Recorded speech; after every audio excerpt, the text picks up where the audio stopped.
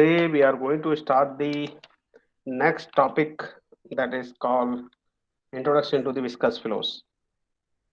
Prior to this, already we have covered the fluid kinematics and fluid dynamics, where you have seen the corresponding applications of those in the form of numerical problems, right, based on fluid dynamics as well as on fluid kinematics. And the last topic that we have covered in the previous lecture was about the stream function and velocity potential function.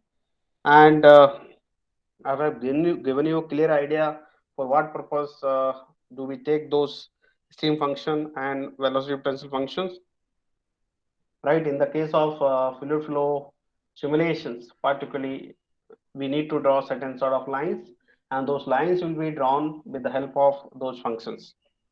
And by doing so, we are basically dividing entire flow domain into a number of small square elements so that our problem solution becomes easy. So we'll consider any one of those fluid elements and we'll find out the finite small changes. And then finally, when we are going for overall behavior prediction, then we'll integrate that small change, right, in that behavior over the entire flow domain. So starting from initial point to the final point, we can integrate and we can say something about flow behavior. This kind of flow pattern will be there. These are the different net effects that flow is going to create near the boundary, or if you are feeling some sort of resistances due to the curvature of boundaries, some design modifications can be proposed. So for that purpose, that knowledge of stream function and velocity potential function is much needed. So today we are going to start the second segment of your second unit, which starts with the introduction to the viscous flow. Up to the previous two things that we have covered in fluid kinematics and fluid dynamics, we were considering only two forces, basically pressure force and gravity forces. But when it comes to viscosity, right, viscosity also plays an important role. Every fluid will have viscosity. The moment it is coming in contact with any surface, right, object surface, it will try to reduce the velocity of object if object is moving. If object is not moving, in that case it will try to reduce the velocity of flow by which flow is traveling over the surface of that particular object. And the moment it's coming in contact with the object, it will try to form a very thin layer, very nearer to the solid surface. That thin layer is basically known as boundary layer that you will study in the third unit in detail. But here you can consider that as it is having viscosity, viscosity will cause the fluid to stick over the surface. The moment it is going to stick over the surface, due to its own kinetic energy of the fluid will try to travel over the surface of the object. Now, depending on the geometry of the object, chances are there fluid may remain attached over a certain period of time and then finally it will detach. Or if it is a fully curved surface, like if we consider a case of circular cylinder, in that case, fluid will be remain attached for a longer period of time. Then after that, it will start detaching. So the point up to which your fluid is attached over the surface, it will be forming a very thin region, and that very thin region is basically is called boundary layer. Within that thin region, the viscous forces will predominate over other forces. So viscous forces, what they will do, they will try to reduce the velocity of the flow. So in other way, you can say they will be providing the resistance to the motion. So they will be contributing to the drag. In technical terminology, we say. So we need to find out how much resistance is being offered by the viscous effect, how to minimize that by making surface more smooth, right, instead of more rough. In that case, we can still reduce the effect of viscosity. So those all modifications can be proposed based on the flow behavior. So obviously you studied the no slip condition, right? The moment your flow is coming in contact with the object, it will attain the velocity of the object. If your object is stationary, fluid is moving, all of a sudden the point where it is getting attached on the surface, it will attain a velocity equal to zero. For a very minimum time, for a minute of seconds, that condition is known as no slip condition. where the fluid velocity comes to rest all of a sudden.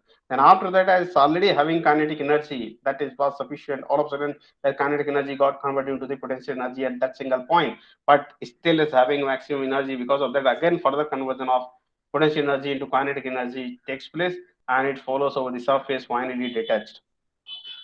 So in that very thin region that is near the solid surface, right, the viscous effects will be predominant. If you are going away from the solid surface, the effect of viscosity keep on decreasing, right? That's what till up to previous lecture you studied, right, from the fundamental definition of viscosity.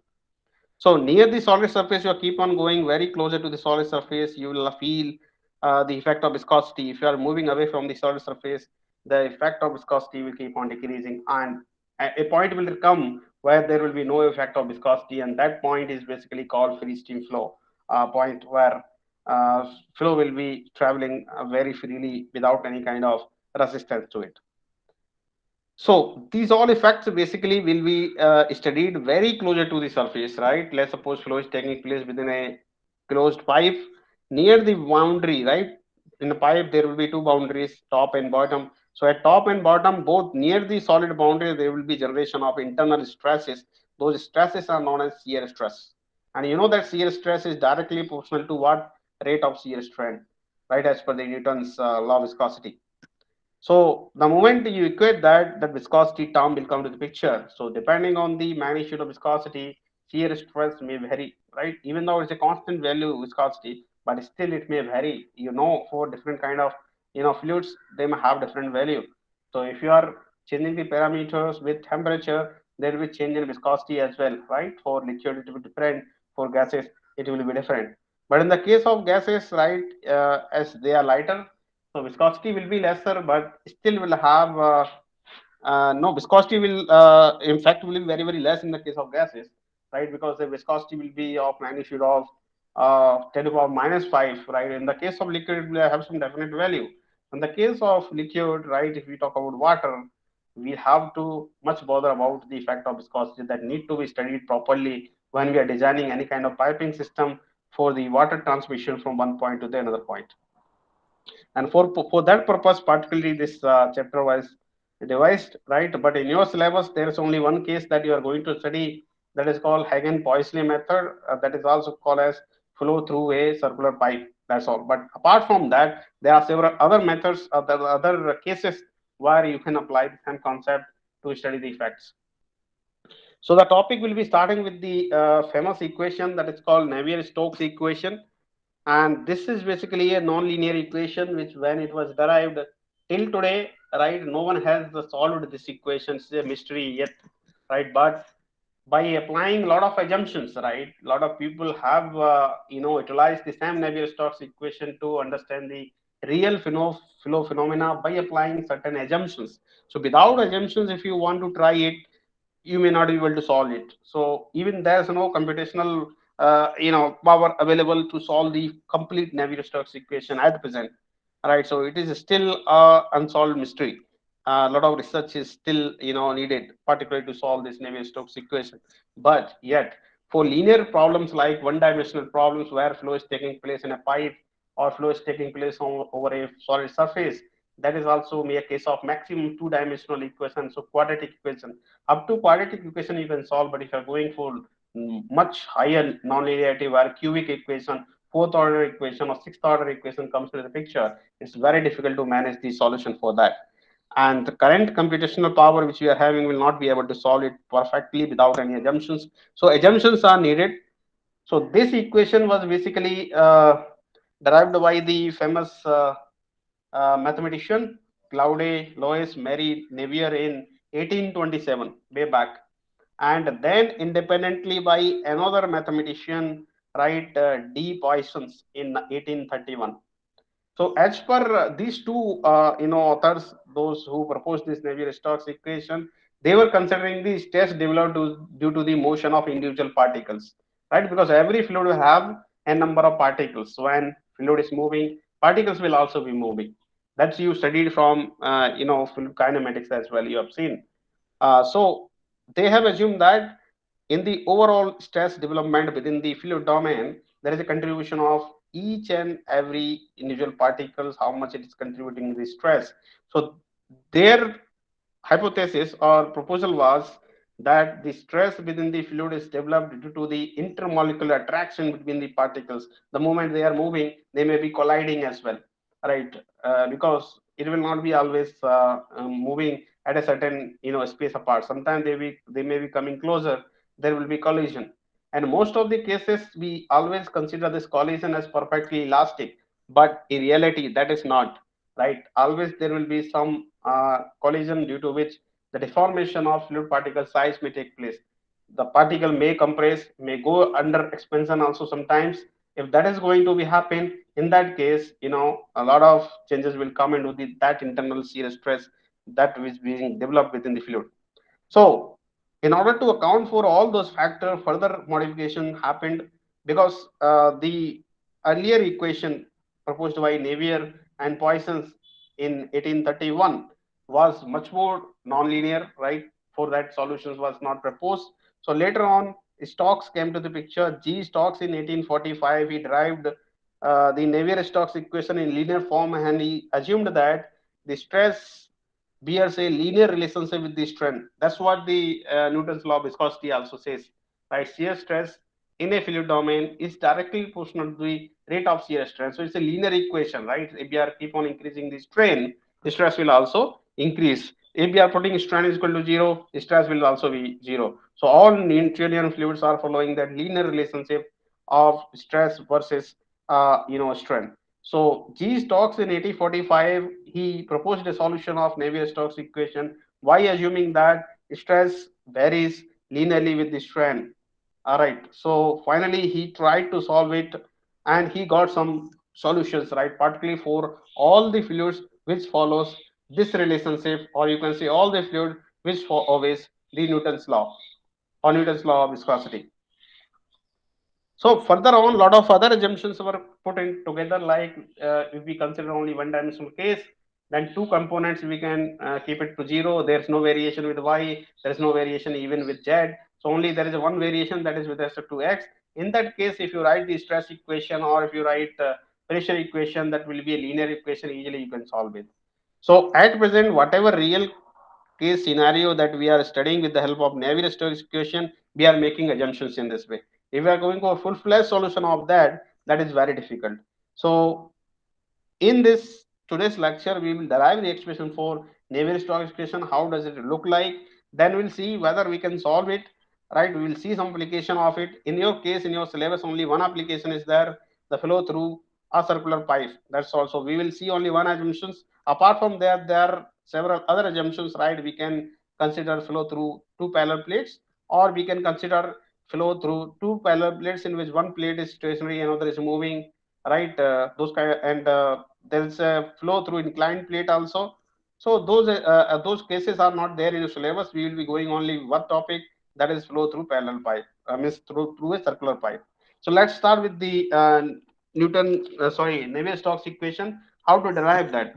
So always keep in mind those fundamental equations will be useful. One is called continuity equation, and it's called momentum equation. These two equations need to be applied always. And keep in mind, in fluid dynamics, we were considering only two forces: pressure forces and gravity forces. Now, as viscous forces also come into the picture here, so there will be total three forces now: pressure forces, gravity forces, that is called body forces, and third one is called shear stress forces, right? That is coming to the viscosity. We can say that as a viscous forces. So, total three forces you have to consider, and then you will apply the momentum equation, right? Algebraic summation of all the forces in the given direction is equal to net of change of momentum. Using that analogy, you will try to develop a relationship for Navier-Stokes equation. So again, consider a fluid element which is something like this paralleloid, right? Always for the sake of simplicity, we always consider a square fluid element, right? So look at this. This is a cube. So A, B, C, D, E, F, G, H, these are the different faces. So one face is over here, B, F, C, G, and opposite to that is A, E, H, D. So this direction we are considering X. So fluid velocity in this direction will be small u, right? Along Z direction, this is W, well understood. Along Y direction, it is V. So let's suppose we are considering only one case, then later on we can extrapolate that to the remaining directions. We'll consider the only one case along x direction. So pressure always acts normal to the surface. That is its property. So let's suppose small p is the pressure acting on the face A, E, and HD. And look at the area of AEHD, which is having one side as dz and another side is as dy. So the area is dy into dz over which pressure P is acting. Right. Similarly, if you look at this phase, opposite to that, VFGC, where some differential pressure is acting due to this difference in pressure, flow is taking place from left to the right. So flow is going from this direction to this direction, and the infinitesimal change in pressure along the length of dx. If I say along this x, this elemental length is dx, along y it is dy, right? Along z is dz. This is well understood. So due to this pressure difference flow is happening, so we can find out the pressure difference, right? Pressure force we have considered. Similarly, when we are talking about body force will be the total weight of this fluid element is it's a q. So we can find out from using equation density is equal to mass divided by volume. So mass equal to density into volume into mass into g you have to do to find out the weight. So density is a density, right? We are considering in compressive flow domain, so we'll consider density as density, and volume means area into length. So we can consider either this area into length. So dx dy dz is called volume of this fluid element, and multiply by the density will give us mass, and if you multiply by g it will become the weight. So weight is basically the body force of this entire fluid element, which is acting perpendicularly downward, right? And this is the pressure force which is acting along x direction. Apart from that, there will be shear stresses developed. So shear stresses will always follow the parallel to the surface. So if flow is taking place like this in this direction, then shear stress will be opposite to it, right? So shear stress will be acting over here. It will also be acting over here. So all the faces, right, will have shear stress, right? So the point where fluid is just getting attached, their magnitude of stress will be less, right? Shear stress will be less. But over the length of the fluid element, the magnitude of shear stress will keep on increasing because velocity gradient will be developing only on the surface of the object. So along the length, this value will increase. So first of all, as for the sake of simplicity, we always consider a small, very small fluid element. So consider an infinitely small mass of fluid enclosed in a elementary paralleloid of size dx, dy, dz. The motion of fluid element is influenced by the following forces. So three forces we are going to consider, right? Normal force, gravity force, then we'll go for surface tension force. So normal pressure force, just consider the x direction. So how much it is acting? This direction only P into dz into dy and minus this term and dy and dz. So if you just put the value P dy dz minus P plus dou py dou x dx dy dz, if you just subtract, you will get this first term. So this is called normal force due to pressure acting in x direction. Similar expression you can write for y and z. So first we write only for one, then we'll similarly we can write for remaining. Next is the gravity force, and gravity force is due to its own mass. So as I said that this is the mass, right? Density into volume. Density into volume is the mass, and bx we just added. So we can say that b is the body force per unit mass, which is given as bx, by, vz in the x, y, z direction. So body force into this complete volume we have put. So the total body force acting in x direction we can say bx, and density dx, dy, dz. Similarly for y you can write, similarly for z you can write. Next one is inertia force, right? That is mass into acceleration. When we take the algebraic summation of everything, that will be equal to the mass into acceleration, right? So when we talk about mass, mass is density into volume of for the parallel point, right? Into acceleration is change in velocity in x direction. We are considering only x coordinate. Change in velocity with respect to time in x directions we can say du by dt. So this is the mass into acceleration. And for shear stress, let sx, xy, sz be the component of shear force per unit mass, right, set up by the viscous effects in x, y, z direction respectively. Then the shear force acting on the paralleloid can be find out as shear stress into area, right? Always we find out the shear force like shear stress into area. As we are saying this Sx and Sy as the shear force per unit mass, right? So if we multiply with this with the area, we can find out the shear stress. So the shear force acting on parallel point in the direction of x, we can find out Fx per unit mass it was, so we can multiply with the mass. So it will become now shear force, right, acting in x direction. So Sx into, this is the mass value, completely density into volume, which we have multiplied. So there is a shear force acting in x direction. Similarly for y, similarly for z, you can write on. So as per the Newton's law of motion, summation of all the forces acting in the fluid element in any direction must be equal to the inertial forces acting in that direction. That need to be considered. Okay, so now what do we need to do? We have to add all those values starting from pressure force, then body force, plus this must be equal to this term, right? So we can write all this equation together. So this is the pressure force, this is the body force, this is the shear force, right, which we already written here, is equal to mass into acceleration, which is already we have calculated.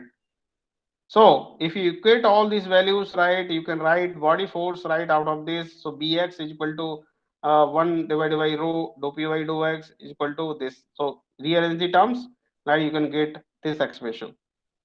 Similarly, you can write for y direction and for z direction. So these all capital B are representation of body forces, right? Capital S is representing the shear forces, right? And this duYt, dByt, and dWt is basically acceleration, right, along x, y, and z direction. And this term is coming from the pressure force, right? Directly we are getting out of this. So if you rearrange the terms, you'll get these three terms out of it. Now, after this, let's suppose the value of xx, sy we actually now need to put, because we directly consider this as a shear force. Now we have to rate this with the viscosity. So as per the Newton's law of viscosity, we know that shear stress is equal to mu du upon dy. Usually we write like this. So from here we can find out the shear force by multiplying the area into the shear stress. So we'll get this value of Sx as shear stress into the area. So the resistance shear force acting on the face AEHD, right? If you just look at this face we are talking about AEHD. So what we can write over here, right? Total, keep in mind shear stress will be acting like this because flow is happening in this direction. So opposite to that will be your shear stress. Flow is going in this direction, shear stress will be like this. That's why this minus term is coming, right? So minus mu and the gradient. What kind of gradient will take place along x direction? That will be dou uy dou x into area. What is the area of this face? This area of this face is basically dz and dy. So this is basically the resistance shear force. So shear force is equal to shear stress. This is the shear stress into area, that is dy dz. And why this minus is coming? I told you this is coming because shear stress is acting opposite to the motion. That's why this minus is coming in this picture. Now, resistance force acting on this face. Just look at this face.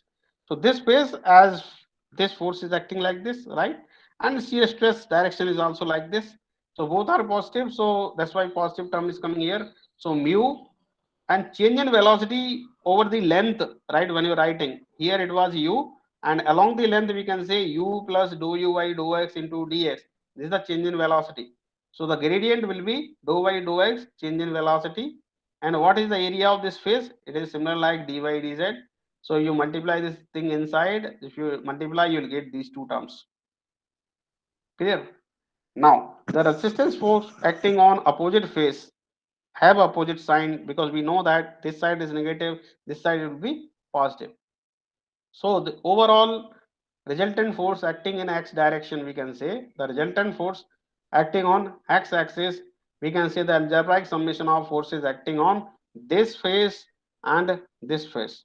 So you just add these two values, this value and this value, just simply add it, you will get the total, shear force acting in x direction. So the moment you add it, first term will cancel out and you will get only one term out of this. So you got this mu dou square u divided by dou x square dx dy dz. This is basically shear force, right, in x direction. You can say capital Sx you have calculated. This is equation number 1. Similarly, you can find out the shear force, right, in y direction and shear force in z direction. So suppose we can go like this. So this is the shear force. This is basically the same term. This is for x, this is for z, and for y also you can write same expression. So this is for z direction, this is for x direction, and you can go for y direction also. Clear? Dou square uy, dou y square dx dy dz. Is that clear?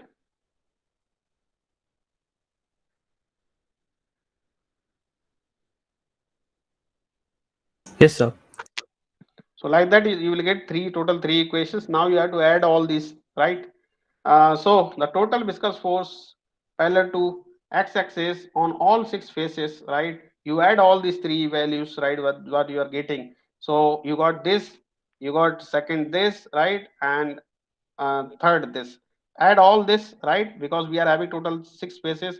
On this face it was acting, on that face also it was acting. These are along x, right? And this face, this face, this face, total six faces we have considered for this year stresses. So we have calculated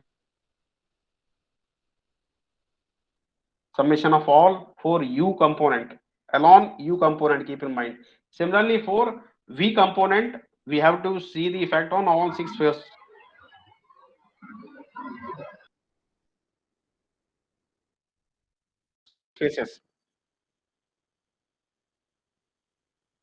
V, here just put the v. So sy is equal to v dou square b by dou x square, and for z just replace this term by w. So you got these three terms as a shear force, right, in x, y, and z direction.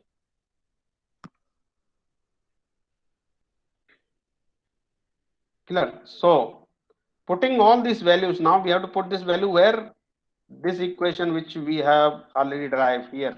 So we'll put all the values here, sx, sy, and sz. Then it will be forming the final equation for Navier-Stokes. So the moment you put the value, this will be coming like this. So these three equations are basically known as Navier-Stokes equation, and these are known as fundamental or general equation for analyzing the viscous flow. So this is along x direction, this is along y direction, this is along z direction. Now thing is that now what all assumptions you can make. Let's suppose if you are considering a flow through parallel pipe, so there will be no work involved, and there will be no change in velocity along y direction. There will be no change in velocity along z direction. So this term and this terms will cancel out, right? And if you consider the steady case, then this term will also go into zero. Only you will have body forces and pressure forces equal to this term. So you will have a very simple equation, and just you apply the velocity profile, you can get the net unknown parameter of pressure gradient or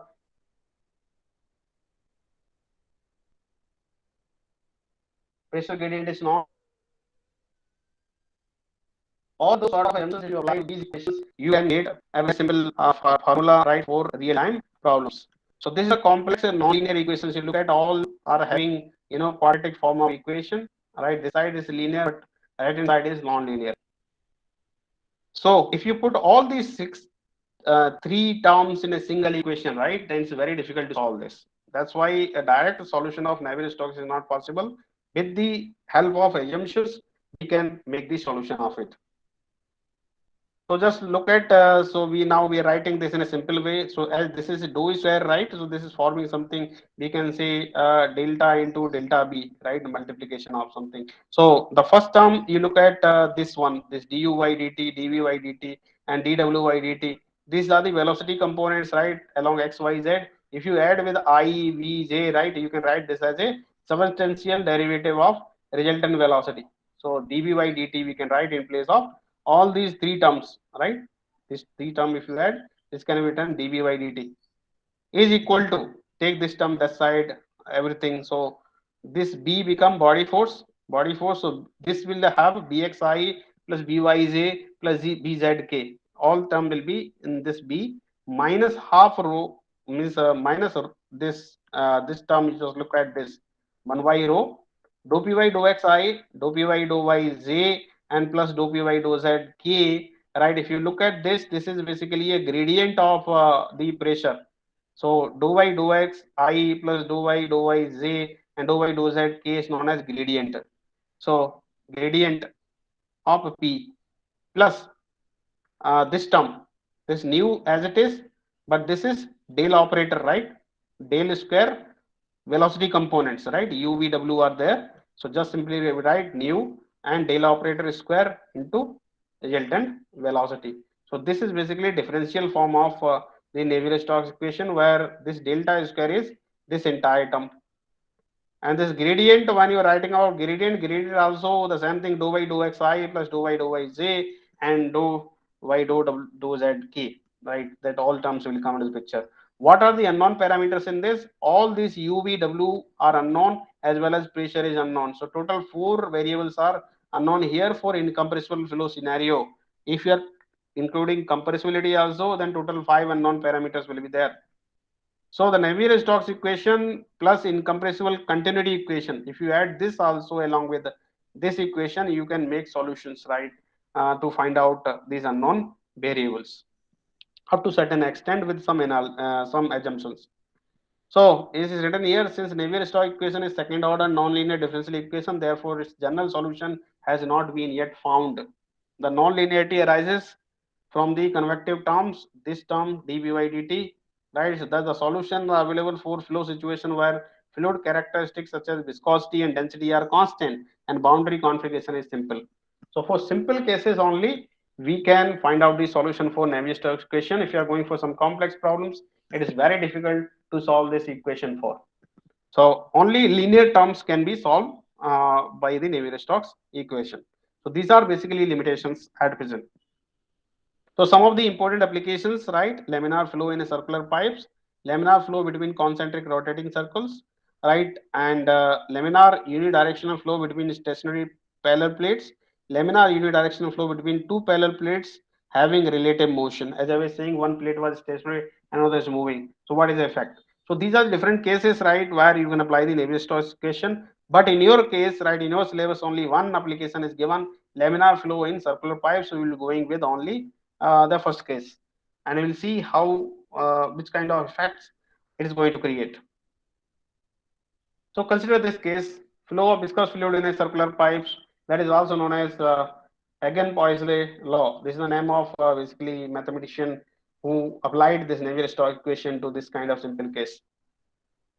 So consider this is a pipe, right, through which fluid is taking place. This is the direction of flow.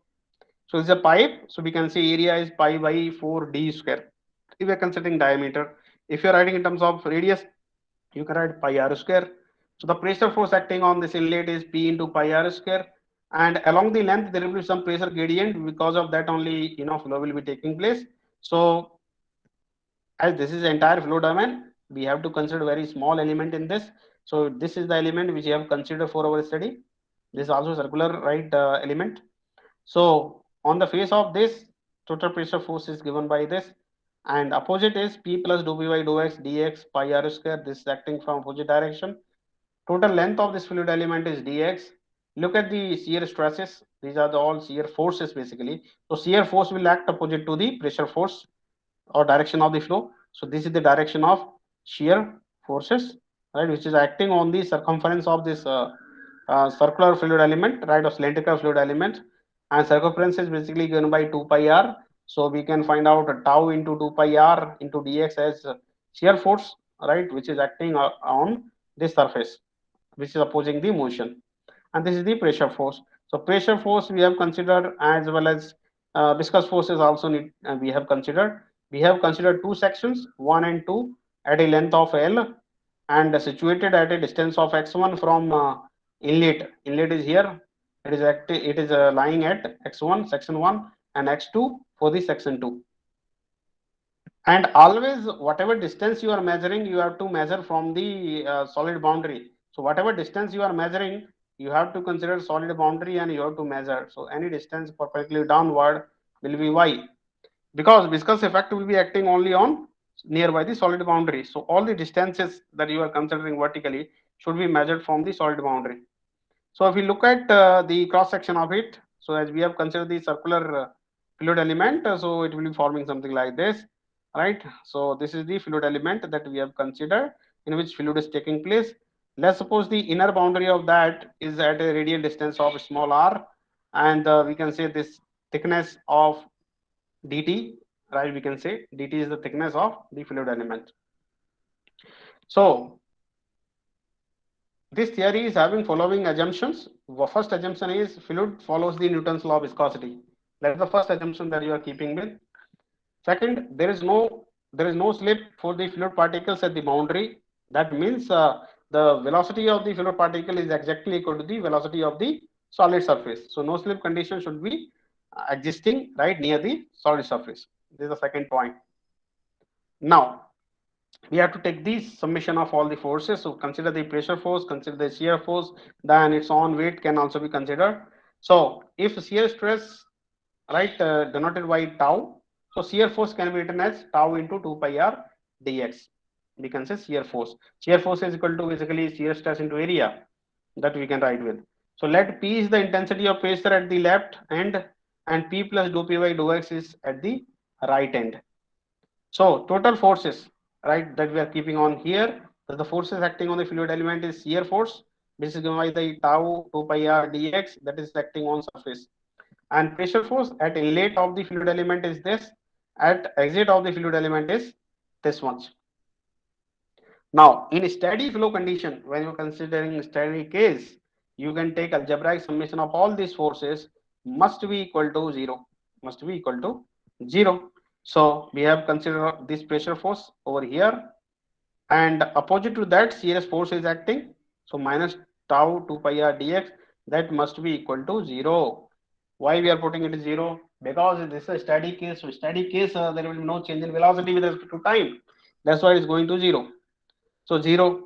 Now rearrange the terms. After rearranging, you got this expression. So shear stress is equal to minus dou P by dou x into R by 2, where this R that you are measuring from the center of the circle, right? Keep in mind, R is from center of circle. So look at here, as this R maximum can go to the radius of circle, right? So only variable is basically this dou P by dou x. So we can say that this shear stress varies linearly, right? Linearly with the small r. So if we are putting r is equal to 0, that means at the center of the flow, your shear stress will be 0. If you are moving towards the, capital R, that is at the boundary, shear stress will also vary linearly, right? So we'll get a linear type of shear stress distribution in this case. So just look at this.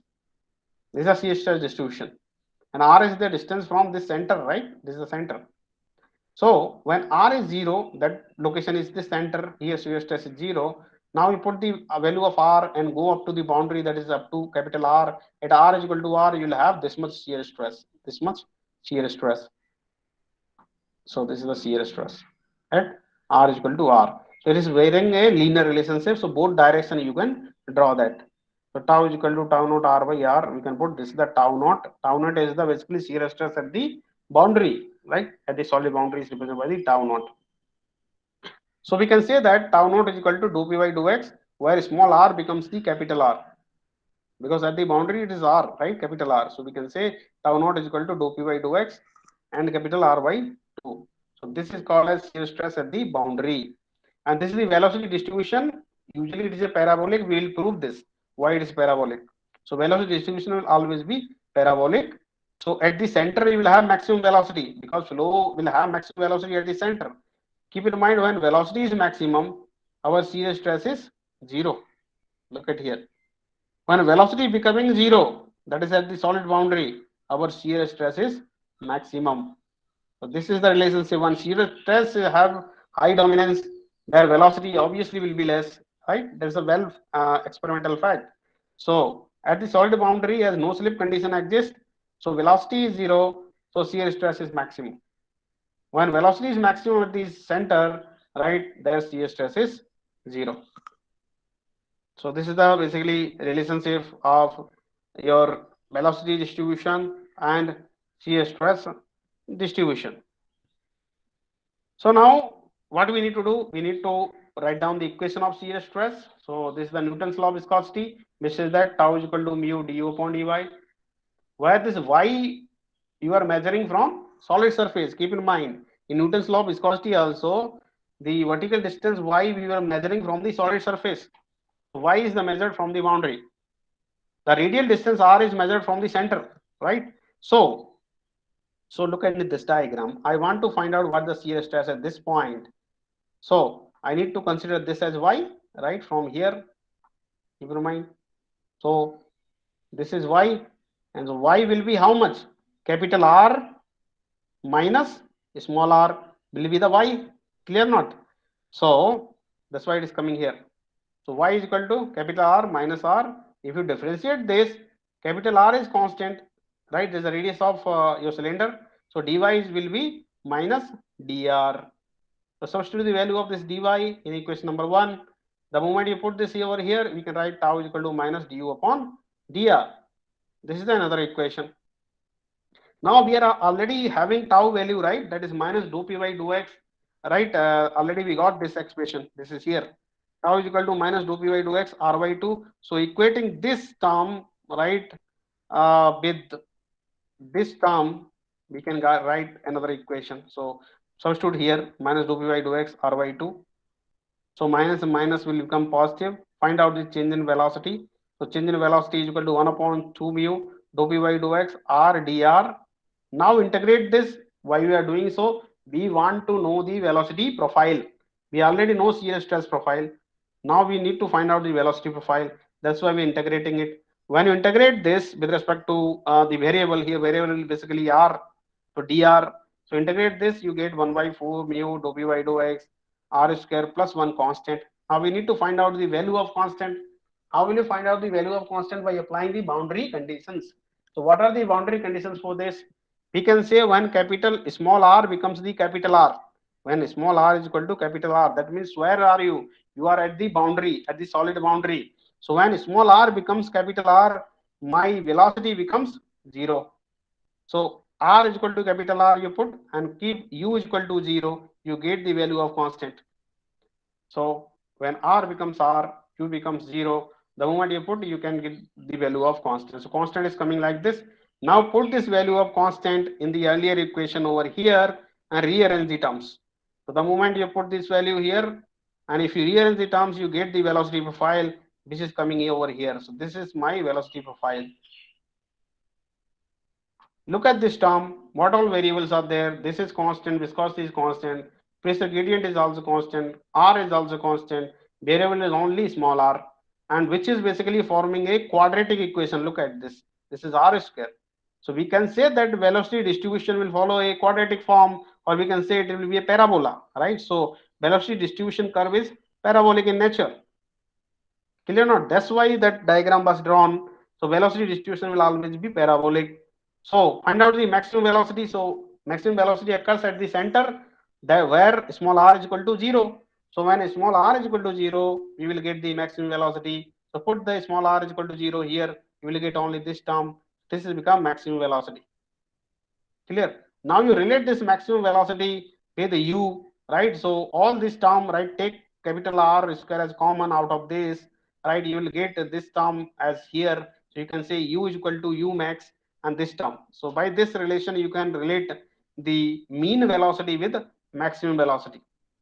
So this equation is the most common used equation for the velocity distribution for laminar flow through pipe, right? And from this equation, we can find out the discharge.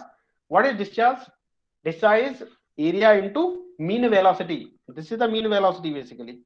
Mean velocity into the area. Area means pi r square. If you multiply these two, will give you discharge. So discharge equal to u and 2 pi r dr. 2 pi r dr is your area, and small u, put the value over here. Small u in terms of u max. 2 pi r dr. Integrate this. Integration boundary condition will be starting from center going up to the solid surface. So you can say 0 to capital R is the boundary condition. Just integrate this term. When you integrate this, finally you will get this equation. which is coming around pi by 2 u max into r square. So the average velocity, when you are calculating average velocity is discharge divided by area. For discharge, you got this. If you divide by area, area is pi r square, you get the average velocity. So average velocity is maximum velocity divided by 2. Average velocity is maximum velocity divided by 2, or you can say the average velocity is one half of the maximum velocity. And discharge value is this. Keep in mind, this is the discharge that you calculated. So this is your discharge.